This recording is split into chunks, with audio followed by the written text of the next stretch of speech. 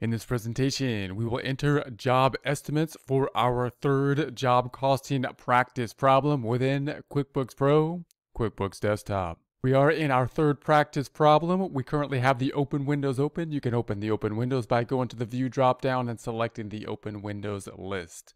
Now, first we're going to take a look at our Excel worksheet to consider what our objective is. As we go through the practice problem, we're currently on the example tab here.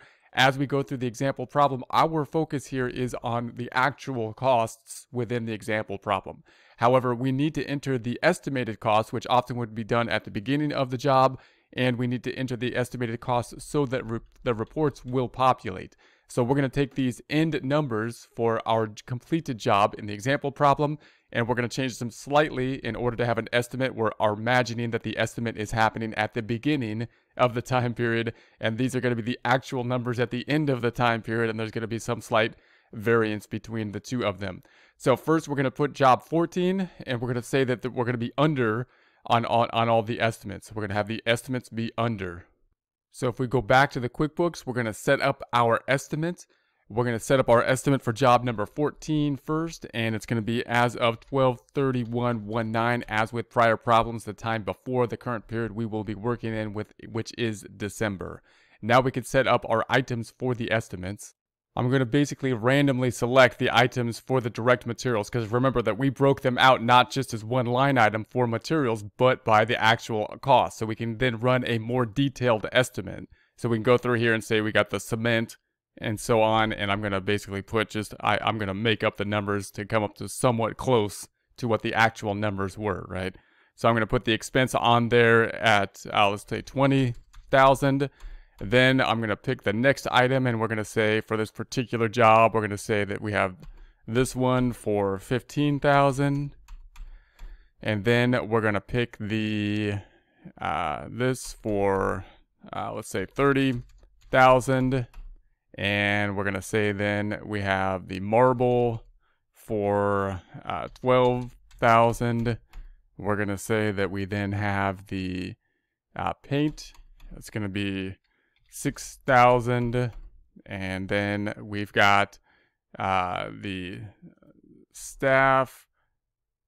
We're going to say 3,000, and then we're going to pick the stucco is going to be 2,000, and then I'm going to pick the wall covering, which I'm going to be saying 8,000, and then we'll pick the wood finishing, which I'm going to say is 7,000. And so that'll keep us, we're under here because we had the 114 for the direct materials. So let's keep it there. I'm going to say the next one is 48,000 here. So, and that's going to be the direct labor. So then we have the direct labor. We have that as one line item. So direct labor, and we had 48 here. I'll put it on the estimate at 47,000. And so there we have that. And then the overhead, we haven't broke out into the separate items. And we will break them out into items when we enter the actual cost. But let's group the overhead together now in our estimate. So we're going to say all the other stuff that's included in overhead. We're going to estimate on the estimate. And then we'll try to get it as actual as possible when we run the actual numbers. So this is going to be around 29. So let's say overhead. We don't have this one set up yet. So I'm going to type in overhead. I'm going to add it. We're going to say yes. I'm going to say it's going to be that service item. It's going to be double-sided again. So it's another, we're setting up an item here. Double-sided service item. It's going to be the overhead. And we'll put it here and here. We're going to say that this is going to be in the account. And let's create the overhead account. This is going to be a general type of account. We want to put it as a subcategory of the factory overhead, but I want this to be the parent account, the factory overhead. And so I'm going to say tab. We're going to say set up. It's going to be a sub account. It's a sub account of a cost of goods sold type of account, cost of goods sold type of account, sub account of this time the factory overhead. Now note again, the factory overhead is a cost of goods sold type of account, but we're going to group those things that need allocation into the factory overhead as opposed to the direct costs, which I'm going to put into the sub account of cost of goods sold. So factory overhead, and then we're going to say save, and the other side is going to be income. So that'll be our income account, and okay. So then if we go through there, we're going to say that the overhead needed to be the, let's say 29,000. So we're at 178 versus the actual cost, which was 191. That's going to be our difference. Okay, let's do this again. We're going to do this for the next job. And we could do the markup, by the way. The markup, we could do the same markup, which we did in prior problems, which is 0.30% or 30%, let's say. And let's say we copy that and put it here, here, here, here, here, and here. So we marked up each item by that 30%. Okay, let's do this again. We're going to say save and new and yes. And then this is going to be job number 15. Same process. We're going to go through here and we're just going to kind of randomly pick these items to make up that 188. So let's go through this again. We're going to say we got the cement. We're going to say this is 30,000. We've got the next item, which is going to be here. We're going to say this is 15,000. We got the next item, which is, we don't want to pick the direct labor yet. So we will pick this one, and let's say that one is 25,000. And then we're going to go, I'm going to make this a bit longer so we can see it here. And then we're going to go into the flooring. We'll say that is 10,000. We're going to go then into the marble. We'll say that's going to be 11,000. We're going to go then into the paint. We're going to say that is 9,000. We'll then go into the plaster. We're going to say is 16,000. And we're going to go then into the staff, which we're going to say is, let's say 19,000. And then we're going to go into the stucco, which we're going to say is 13,000. And then we're going to go into the wall covering, which we'll say is 20,000. And then finally, we will go into the wood finishing, which we'll say is 30,000. And so we're at 198 on basically the materials. We're at 188 here. So now the estimate is over what the actual will be. The direct labor, 84. So let's put 85 in the direct labor here. Direct labor, we'll say 85,000. And then once again, we'll add the markup, which is that 30%. 30% markup. Going to copy that. We'll put that all the way down on the markup. So there we have that, 30%, 30%, 30%, and 30%.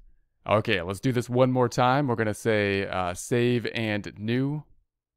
And you have changed it, yes, and yes. Okay, so then we're going to go job number 16. And job number 16, we'll do the same process down here. It's at 80,000 of materials. And we're going to be over on this one because this job is still open at the end of the time period. So we're going to go through this again. We're going to say, let's take this one. We'll make this 20,000. And then we've got the next item, which is going to be here. We'll make this 15,000. We'll then go to the next one, which is not the direct labor, but this one. We're going to say this is 8,000. And then we will go to the flooring. We're going to say this is 7,000. And then we will go to the marble. We're going to say this is 5,000. And then we will go to the paint. Say this is 4,000. And then we're going to go to the plaster and say this is 12,000. And then we're going to go into the stucco, which is we're going to say is 3,500.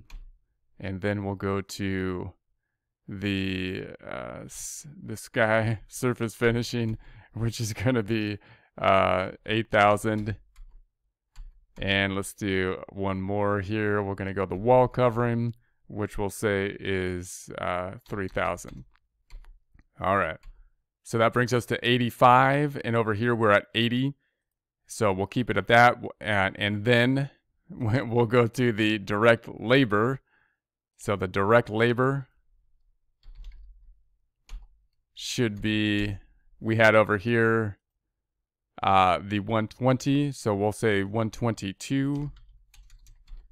And then we're going to have the overhead, which is 50,880. So over here we'll call it the overhead, and we're going to say it's 52,000. Okay, and then we'll do our markup once again. So we'll say 30% on the markup. So 30% markup. I'm going to copy that all the way down. 30% markup. And so there we have that. And so then, so the cost is 259 versus the cost over here, which is the 250. So that's okay. I'm going to say, let's say save and new. And then I'm going to go okay. And then I want to just double check that I added I'm going to go back and then back. This is number 15. And notice I don't think I added the overhead cost here. So if I go back to this job, we should have put 42 into the overhead. So let's put 40,000 into the overhead. So I'm going to go here and say this should be overhead. And this is job number 15. And I'm going to put this at 40,000. And this is 30%. And so that takes us to the total of the 323 for the cost. And that's going to be over the 314 here. Okay, so that's what we're going to keep it with. Now, if your numbers aren't exact here, our main goal is to track the actual costs here, but we want to get those estimates and just show that you can obviously put more detail into the estimates as well. We can even get more detail than this by breaking out the overhead, which we'll see. We'll set up items for overhead in a future presentation. Right now, we just grouped it all into basically the overhead costs, which could be a common type of estimates. Just depends how you set it up. Now, if we say then, we're going to say save and close. Yes. And then if we were to run our report, remember there's nothing going to be on the trial balance report. However, the job report will have something. So if I go to the job report drop down and we go to the job, the estimate versus actual, and let's do that again. I'm going to go to the reports. We're going to go to the jobs, estimate versus actual for the summary report. And then we're going to see the summary detailed. Here's our jobs, our 3 jobs. Here's the estimated numbers. So again, I'm not as concerned with the estimates because we're kind of just, I just want to show here on the estimates that we can have more detail, of course, on the estimates. Then our focus is going to be on the costs as we allocate the costs. And then, of course, we can compare the estimate to the cost. The estimate has nothing to do with the actual financials. I mean, it's not going to be reported on the financial statements. There's no financial transaction. The balance sheet and the income statement not affected by the estimate. It's an internal number that we're going to have at this point.